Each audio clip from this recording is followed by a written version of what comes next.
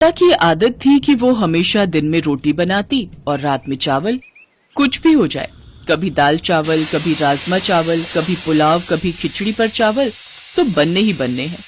कई बार लता की सास विमला उसे इसके लिए रोक चुकी थी, पर लता अपनी इस आदत को बिल्कुल भी नहीं बदलना चाहती थी। बहू, आज खाने में क्या बनाया है? बाबूजी दाल चावल बनाए हैं। आज फिर चावल बना लिए। लता, मेरे तो घुटनों में बहुत दर्द रहता है। मैं रोजाना रात में चावल नहीं खा सकती बहू। दिन में बनाओ तो मैं थोड़े बहुत खा भी लूं। एक काम कर, मेरे और इनके लिए तो तू रोटी ही बना दे। माँ जी, अब आटा गूंथना पड़ेगा। आटा गूंथा हुआ नहीं रखा। कोई बात नहीं बहू, जो बनाया है वही दे दो। लता ने दाल चावल बनाए हुए थे, वही अपने सास ससुर के आगे परोस दिए। एक काम करो, मैं तुम्हें 2 रोटी का आटा गूंथ कर रोटी सेक देती हूँ। अरे नहीं नहीं विमला, कोई बात नहीं, मैं दाल चावल खा लूंगा। अब तुम उठोगी रोटी बनाने के लिए तो फिर बहू बोलेगी कि उसे ही कह देते, इसलिए अब खा लो।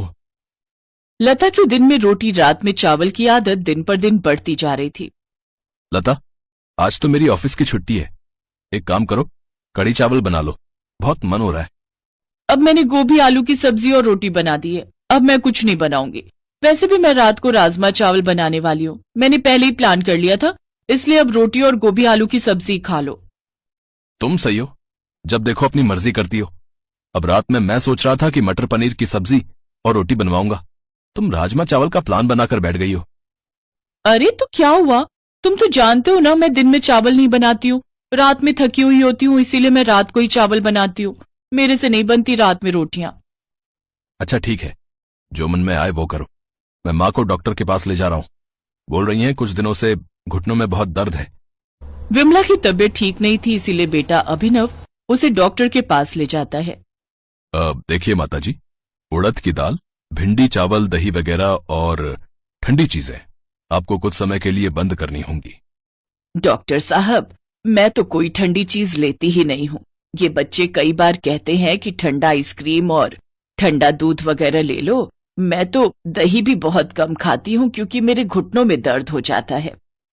अब डॉक्टर साहब, और कुछ खाने का परहेज? बस इन्हीं बातों का ध्यान रखें और समय पर दवाई लें। विमला अभिनव के साथ घर आ जाती है। लता, डॉक्टर ने माँ को कुछ चीजें खाने के लिए मना किया है, जिनमें से चावल भी हैं। तुम ये जो रोज चावल बना देती हो ना रात में, वो माँ को बहुत नुकसान करते हैं, इसलिए अब माँ के लिए रोटी बना दिया करो।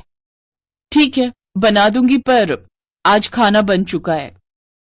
तो कोई बात नहीं, माँ के लिए रोटी बना दो, और एक काम करो, बाबूजी के लिए भी बनाई दो। बस काम पर काम बढ़ा देते हो।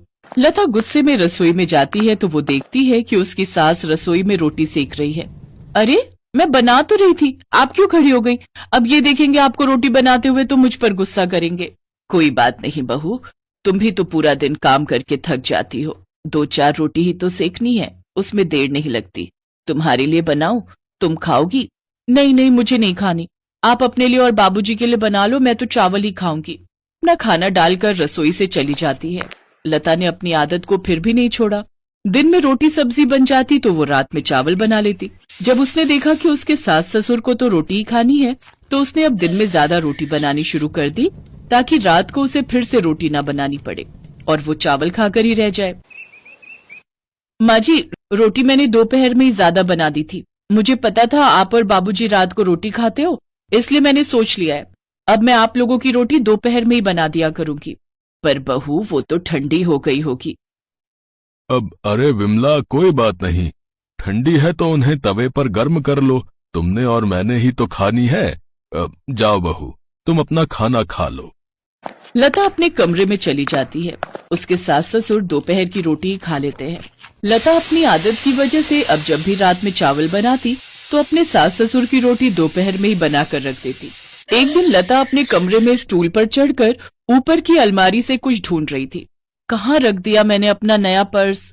यहीं ऊपर अलमारी में ही तो रखा था। भाभी, आराम से, मेज गिर जाएगा, रुको मैं आती हूँ। जितनी देर में काम वाली दौड़ कर जाती, इतनी देर में लता मेज से नीचे गिर चुकी थी। लता की चीख निकल गई। अभिनव और विमला लता को डॉक्टर के पास ले गए। लता की रीढ़ की हड्डी का मांस फट गया, जिस कारण लता को कुछ दिनों का बेड रेस्ट हो गया।